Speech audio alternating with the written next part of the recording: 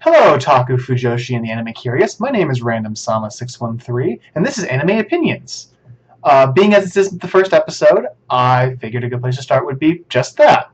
5 anime that are a good place to start. All these anime are very good. I think they're some of the best anime I've watched, but they also don't have a lot of the weirdness that anime is known for. So they help get people into the medium a little bit more, without them losing the anime feel by being too accessible. Just as a heads up before we get into this, there are going to be some minor spoilers. I will try to keep them to a minimum. However, you've been warned.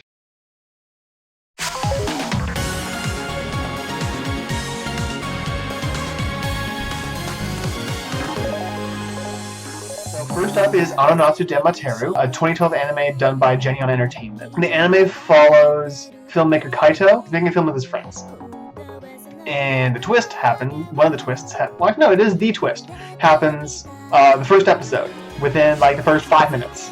And Kaito's killed by a crashing spaceship. The alien inside, Ichika, revives him, and she stays around to make sure that he stays revived and stays alive. And lives with him and attends the same school and all that fun stuff that tends to happen in anime. It has some of the typical romantic comedy elements, such as the unexpected visitor living with the main character, stuff like that. That's one of the big ones. But it's not it doesn't have the weird feel that some other anime romantic comedies tend to have. Because all the characters also have great. The characters are great. They have a good feel to them. They feel real. They feel like actual people. They all have little secrets, little things that make them interesting. And it's also short, which helps. It's 12 episodes, so you're not really committing a ton, but you're getting a lot out of it. Next up is Darker Than Black, a 2007 anime done by a collaboration of Studio Bones and Aniplex. The simplest explanation of the premise for Darker Than Black is there are people called contractors, and they have superpowers, but they have to pay a price for these superpowers called their price. That's really, really boiling it down, because there's a ton more to this. The series follows Hei, who is a contractor who works for the Syndicate, which is kind of a shadowy organization mainly giving him hit jobs on other contractors. It's a little heavier, as it does into what it means to be human, because there's other aspects to this, because there's contractors, there's dolls, there's humans, the terminology is explained within the first episode. For its formatting, it goes mostly for 2-episode arcs. So it'll do, here's the job, let's start doing some research, blah, blah, blah. And then the second episode is going to be more, okay, we've done the research, we're going to start doing our hit, we're going to have our awesome action scene. There's some great action scenes, which is it's so much fun to watch. The characters are great. You get some really deep backstory with them. The main characters. You get some great backstory with them. You're looking at a little heavier investment than the last one. You're looking at a 25-episode series for the first season, and then you have a 12-episode second season with 4 OVAs, and they bridge the gap between the two. So you're looking at about a 40-episode commitment.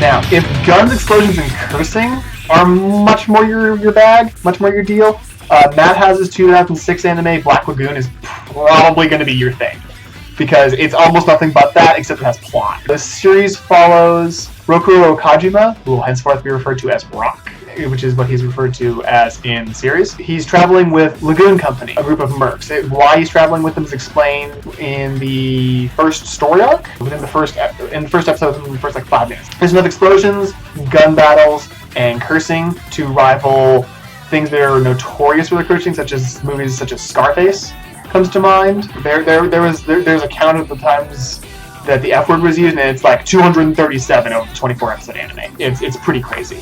But it's still an excellent anime. Beyond the crazy action, the series follows Rock's struggle as how he tries to reconcile being... He's formerly a Japanese salaryman. He just, he was just this normal guy. And now he's working with these crazy mercenaries who are always blowing shit up and, like, shooting each other. It's, there's an ongoing joke in there where the bar they always frequent gets blown up almost every single story arc. It's great. In addition to all that, the characters are deep. Like, there's backstory to every main character. For the most part they go into, they kind of dabble into some of them, but they don't always fully explain. I mean, it runs the full gamut from Revy, who's their gunslinger. She's batshit crazy. To Balalaika, who is a Russian crime boss, gives her backstory too, and they're completely different, and it's wonderful. And I've watched this series at least I can't even count the number of times I've watched it, and I'm never bored. It never loses me, even when I know what's coming. It's great. I seek out little tidbits every time. So yeah, you have a 24 episode commitment if you want to watch it. You don't feel committed. You never feel like you're slogging through this. There's also 5 OVAs, which I have not watched yet, but I've read the manga and they're excellent. They give a ton more substance to Revy and Rock.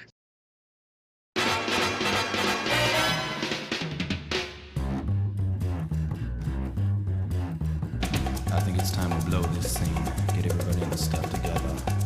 Okay, 3, 2, 1. So, coming in just shy of the top slot is the 1998 Sunrise classic Cowboy Bebop. I'm presuming most people have heard of this show.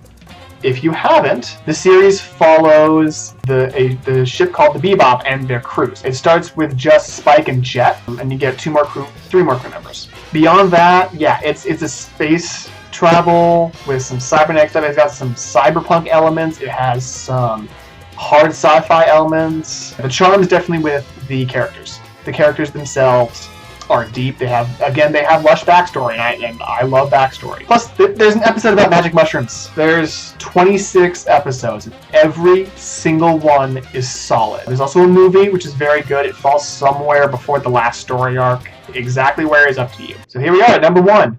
And I went with a maybe slightly more unexpected choice, but it's still one of my favorite anime of all time, and I think it will continue to be.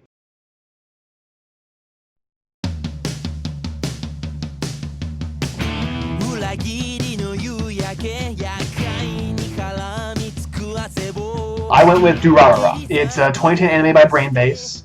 The story follows Mikado Ryugamine as he moves to Ikebukuro from the countryside to go to school at the behest of his childhood friend Kina Masami. And that covers about the first 15 minutes of the series. And beyond that, there's no easy way to describe this series. If you draw out the cast list, it's kind of like a bad joke. 3 school kids, a gang leader, a ruffian, and a Dullahan. It's that weird. But it has all these interwoven plots, and there's this overarching thing with the different gangs in the city, and just it's super complicated, and everybody has their own story that they explore, but it never loses you, which is fairly common for more complicated anime. You start to get lost in the details, and this anime does a great job of keeping you not lost. It gives you a roadmap. It really is what it does. Yeah, there's not a bad episode. I watched all 26 episodes. Every single one of them was good. I enjoyed every single one of them. If you can get past some of the funkiness, there's some weird stuff, but it's still probably one of the more... It's probably one of the better things to introduce people with, because it gives you that complexity, but you're not going to get all the really strange stuff that can sometimes come up. So those are my top 5 anime to start with. Like I said, all of them are excellent. I recommend every single one of them. But this is a starting point. There's so many good anime out there. But what do you guys think? If you think I missed the mark, or if you think I was right on, or if you think like I did good on some of them, but not all of them, leave a comment down below. Good, bad, it's all good, in my opinion. I want to know what you guys think. If you liked what I did, like the video. If you want to see more of this, just go ahead and subscribe to my channel, please. I would really appreciate it. It gives me an idea of whether I'm doing something right. If you want to watch any of these anime, I linked everything in the description. There's all the sites that you can go to that are legal. This includes Crunchyroll, Netflix, Daisuke, Hulu. These are all legal sites. All of them, for the most part, are free. Netflix obviously isn't. But for the most part, all my links are Hulu and Crunchyroll. All of them are free. Like I said, they're all there. I checked just before I made this video. I made sure to check and see that every single one was there, and they are all there still. So, once again, I'm Random Sama 613. This has been Anime Opinions, and until next time, watch more anime.